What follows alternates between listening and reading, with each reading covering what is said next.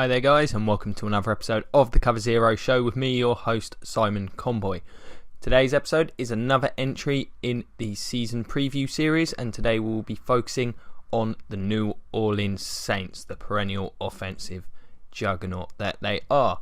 Now, for those of you who haven't seen one of these episodes before, I will be going through my projected offensive and defensive starters for the 2017 season. Of course, we're in the midst of training camp, and we do also have pre-season, which I guess started last week.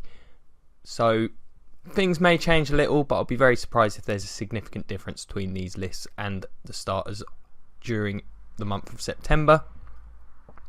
I'll then be going through the schedule, sort of just briefly highlighting what I consider the key stretches for this team if they're going to make a run at the playoffs, and then giving my 3 key areas that I think are going to need to either perform or at least achieve more than is expected of them in order for this team to be as competitive as they would like.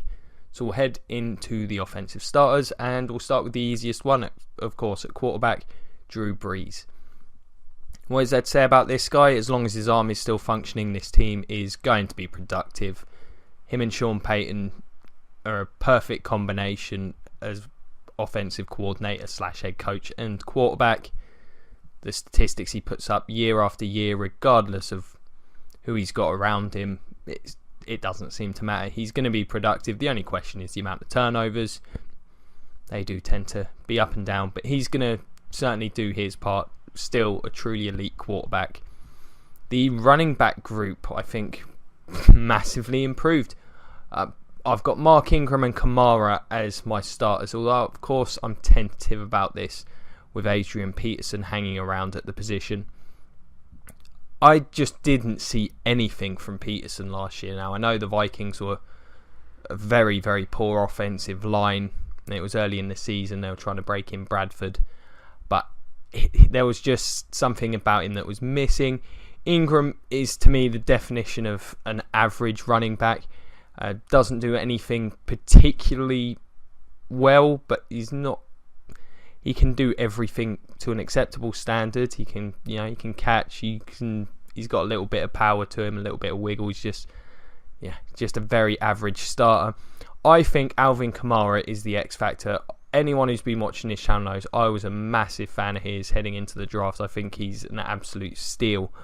I think he's going to be incredibly dangerous in this offense, and I would not be surprised if he ends up being the featured back come mid-season. I think once they see him on the field, he'll add something that this team hasn't really had in a long time. Not even really since Darren Sproles was there. And I think he's an exceptional player. I think he'll certainly get the third down duties as an exceptional receiver early in the season. I think his role will just continue to expand. Peterson could prove me wrong. He's a tough guy to doubt, but I'm very dubious about his role.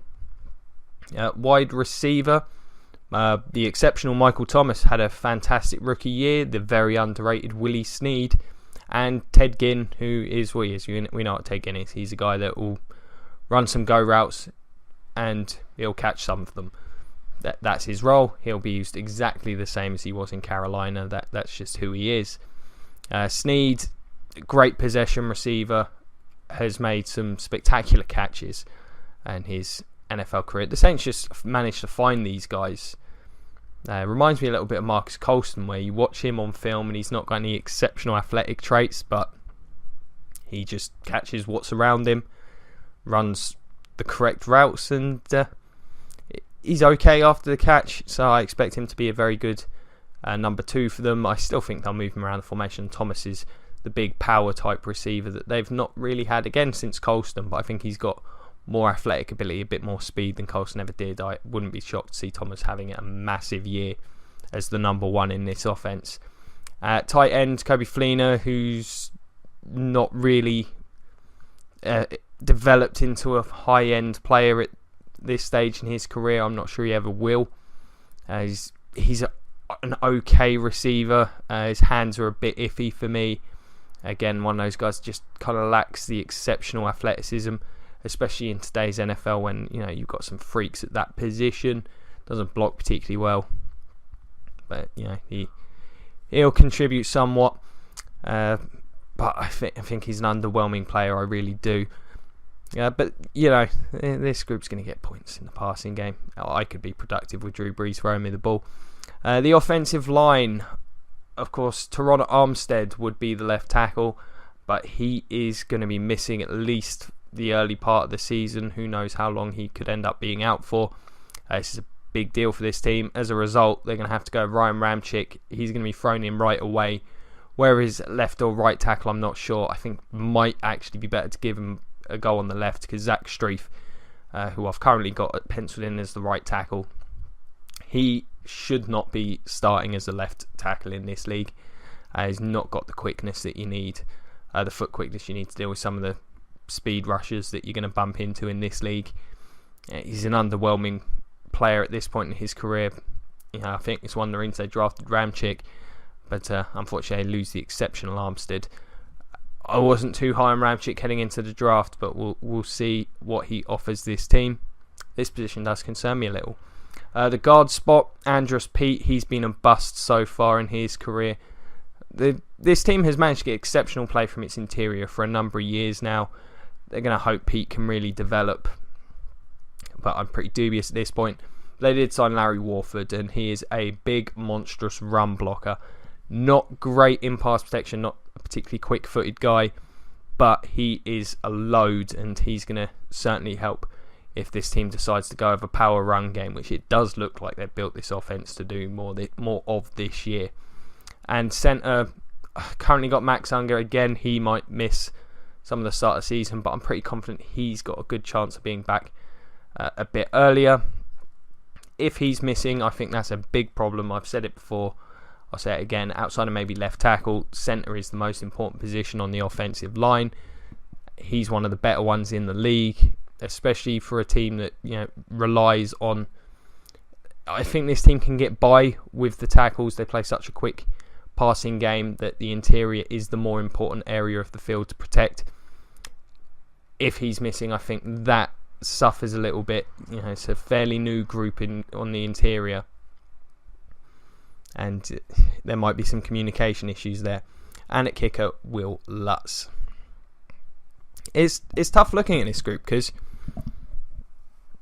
it's a bit of a change for me. The last few years I've looked at the Saints and saw what usually looks like it's going to be a very good to above average offensive line. Now, because of injury, that doesn't look like it's going to be the case. And you look at the skill player group and you think, it doesn't look great, but Drew Brees will make it. This year it's somewhat the opposite. I think the skill position group looks as good as Brees has had in a while. They may have lost Brandon Cooks, but frankly, what Ted Ginn is going to be asked to do isn't much different. And the drop-off there probably isn't as significant as people think. I really do think Thomas and Snead are better fits for what this team does. They can run a greater variety of routes. They're generally going to make tougher catches. And the group of running backs is fantastic. But the line could hold them back. Now, don't get me wrong, I still think they're going to be very productive. I just don't necessarily think this run game, if you'd asked me a little while back, just after the draft, I'd have said this run game had the potential to be one of the best in the league. I'm slightly more dubious of that now with these line injuries. The passing game, unless Drew Brees' arm falls off, this team's going to put up points. That's just par for the course. That's how it works. Once again, I expect this to be a high-powered unit. I'm just wondering what the ceiling is and how things go if this line does really struggle. On the defensive end, speaking of defensive end, I will go with the ends first. I've got this lot lined up in a 4-3 this year. I think, especially with Nick Fairley, that unfortunate situation with him, they're kind of hamstrung. They don't really have a nose tackle. I think we're going to see Alex Okafor, who didn't really achieve too much in his time with the Cardinals. And was it the Cardinals? I'm pretty sure it was. And Cam Jordan, the exceptional Cam Jordan at defensive end. Jordan can play anywhere along the line. He's just a dominant football player. He's going to maybe not got the most finesse to play the defensive end position in the 4-3, but he's got a lot of power. He'll be able to continue doing what he does. He's an exceptional player against both the run and pass. One of the best players in the league. Okafor hasn't shown much at this point. this position I think is wide open, whether it's a 3-4 or a 4-3. I think there's a spot on the line available. The other spot that is a given is Sheldon Rankins. This team really did improve defensively when he got into the lineup last year. I think he's better suited for a 4-3. I think he'll do a good job if he can stay healthy. And I've got Tony McDaniel, basically the only other guy with a lot of experience in the defensive line group. So I think he'll be a run stuffer for them. Again, this is a spot you could see being taken. He's not an exceptional player by any stretch, but it kind of sums up a lot of this Saints defence, to be honest. Then we'll move on to the perennial issue, the linebacking core. Man, the Saints have had issues in this area of the field for a while. Stephon Anthony will be playing outside backer. Not sure how well he'll hold up in coverage, but he's probably the most talented guy they've got. The rookie Alex Anzalone, I think he'll be there, adds some speed and athleticism. Whether he sees the field, I don't know what it is. This team does not necessarily like playing athletic linebackers, it seems like. But I've currently got him down, and for the middle linebacker spot, AJ Klein, who's come over from Carolina. Again, not a massively athletic guy, but he's very experienced, even if he has been mostly a backup in Carolina. But he's been a solid player when he's had the opportunity to see the field. I think for that reason, in what's a pretty inexperienced group, he probably gets the middle linebacker role, and he'll be calling the plays. Do worry a lot about this group in pass coverage. Again, that just seems like par for the course for the Saints lately. The cornerback group. This group could be sneaky good. Marshawn Lattimore might not be the number one early on, but I do think he'll end up getting that role. I was a big fan of his. I think he could have certainly been picked higher up in the draft, but it was a big game for the Saints. I think he's probably going to be better suited to playing man eventually, but I don't know if you want to do that too much early on. Probably see this team playing a lot of zone this year. I think that's where Delvin Breaux in particular as a player would excel. He's a smaller corner. He's been quietly quite good. Well, an above average player for the Saints, and I think that's the kind of role he plays best. A bit of an undersized guy, but he's very good at anticipating and attacking the ball once he sees it. And I think a zone scheme would fit him best in that regard. And PJ Williams, I think he's got a lot of talent. He's just been unfortunate up to this point in his career. Not sure what order these guys end up starting the season in, but I think these end up being the three main corners over the course of the year. And as I say, I think it's a sneaky good group. The safety position, Von Bell, I thought he had a good rookie season. I think he'll be playing more of the free safety type role. And Kenny Vaccaro, who's a bit of a boom or bust type player. They move him about a lot.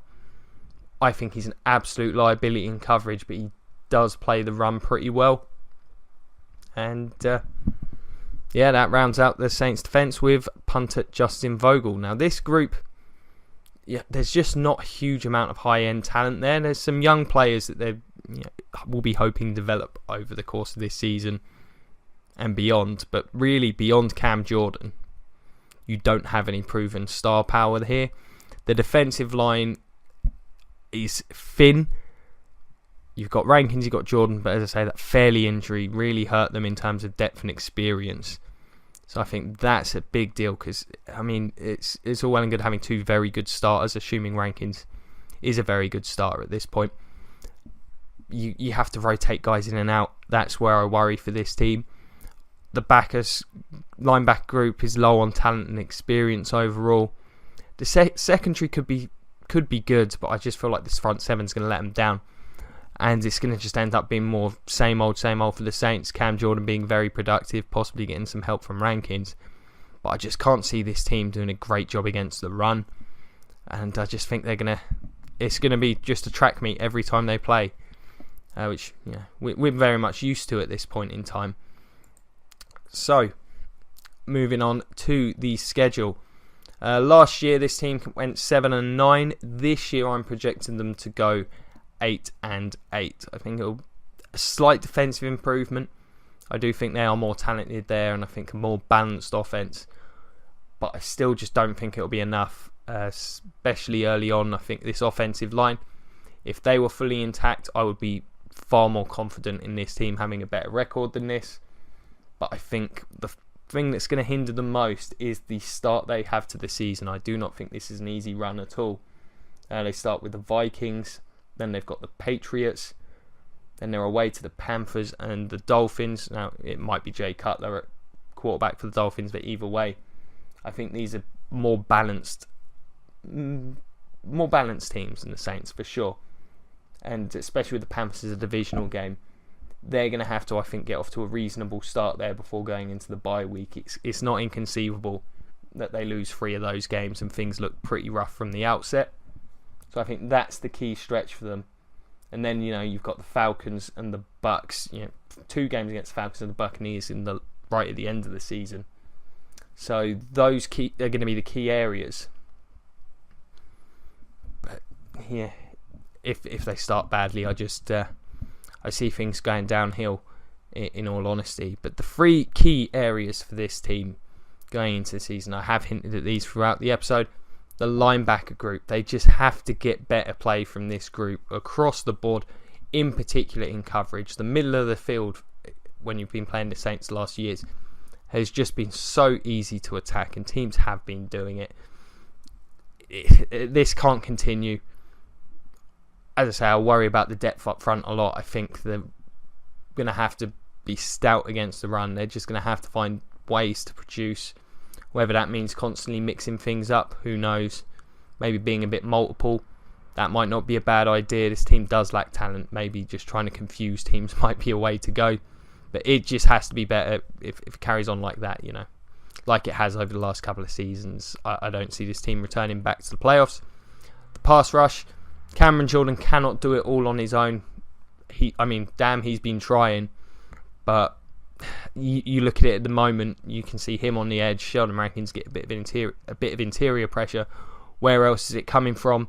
They're going to have to find it from somewhere, whether it's Okafor or some guys off the bench. Maybe, as I say, being multiple and blitzing a lot, they're going to have to generate it. And Drew Brees' arm. At the end of the day, this team only has a chance if Drew Brees is going to be operating at peak efficiency. We've seen over the last few years, he's had to absolutely force it. It's led to turnovers. But at the end of the day, he is highly productive. He just needs to get a little bit of help, and it's just hard to imagine that his arm is going to hold up forever. We all saw sort of what happened with Peyton Manning. Whilst, of course, that decline did begin with a neck surgery. Bear in mind, Brees had that surgery earlier in his career. I personally feel you can see there's a lack of velocity compared to the Brees of 3-4 years ago. Not quite the deep ball thrower that he was, and it's just, if it sinks to that point like it did with Peyton, then I just don't think this team can go anywhere. It's as simple as that. So there you have it. That's the 2017 New Orleans Saints. Got to be honest, the injuries have really sapped me of being too ambitious about this team. Before I was thinking they've done enough maybe to get back into the playoffs. It's just things have gone against them a little bit, so I just can't see it myself. Let me know, what do you guys think? Do you think they can overcome these offensive line injuries? Do you think this defence is going to just be same old? Same with the offence. How do you feel about this group of running backs? Let me know, whether it's the comment section below, the Cover Zero Facebook page. Find me on Twitter at Simon Conboy. Always happy to talk football. And if you've enjoyed this, check out some of the rest of the episodes. We're nearing the end of this series now. Got the vast majority of the league covered. Should, I know I've been saying this for a while now, should have the first edition of the Cover Zero podcast up this week. We're hoping to record it tomorrow. I'll keep you guys updated on that and when we'll be publishing it. Hoping it's going to be a regular thing, and I think it's going to be really enjoyable. So check that out. And as always, like, share, subscribe, check out the Patreon. It's always greatly appreciated. Thank you very much for watching. It's been a pleasure as always. Again, I'll just emphasise it. Really do appreciate people checking the show out. And have a good evening. Go Bucks.